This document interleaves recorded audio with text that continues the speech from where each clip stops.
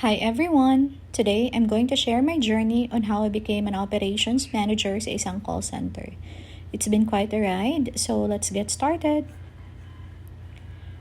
Back in 2012, I started as an agent sa Leyte.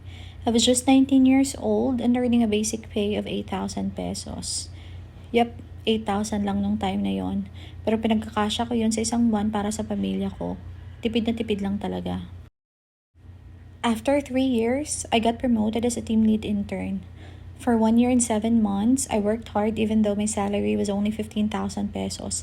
Manila rate na pala yun kasi nasa Manila na ako. And mababa siya for a TL intern pero napagkakasya ko kahit papano and hindi ako nagreklamo kasi nag-enjoy ako sa ginagawa ko.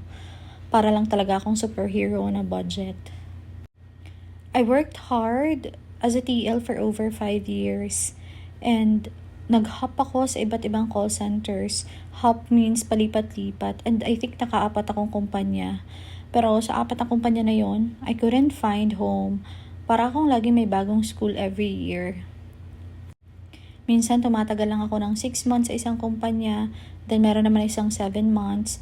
Kaya siya umabot ng 5 years kasi meron akong isang kumpanya umabot ata ng almost 2 years. Pero sa totoong buhay, hopper talaga ako. Pero dati pa yon. Until I transferred to a company here in Alabang. I applied here sa TL 5 years ago and we launched a Pioneer account. It was like finding my forever home. Feeling ko lang. Dito na ako na-promote as an OM intern and now I'm a confirmed operations manager. It's been an incredible journey and I've learned so much along the way. Parang roller coaster ride na walang seatbelt.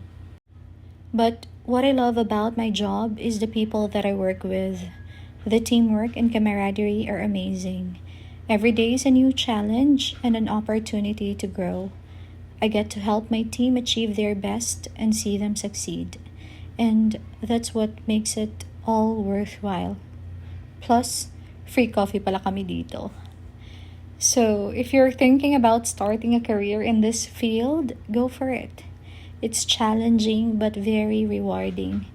And if you're looking for opportunities, just DM me. We're always looking for passionate and dedicated people to join our team. And who knows, you might get to dance with us too. Thanks for watching and letting me share my story. See you next time and good luck on your journey. Don't forget, if you have any questions or want to apply, just DM me. Bye for now.